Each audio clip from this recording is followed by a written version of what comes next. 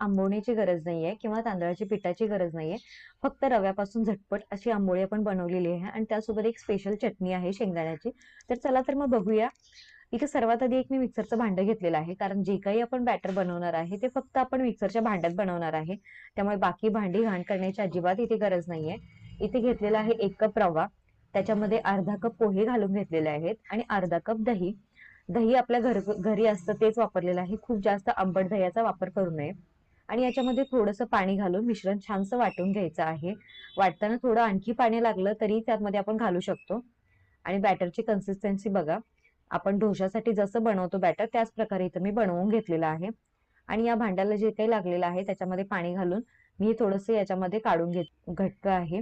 आणि याला आपण झाकून ठेवून एक 5 ते 10 मिनिटासाठी साईडला ठेवून देऊ. त्यापर्यंत आपण जी बाकीची चटणी आहे, आंबोळी सोबत आज आपण शेंगदाण्याची चटणी बनवणार आहे. तर त्यासाठी पॅन गरम केला.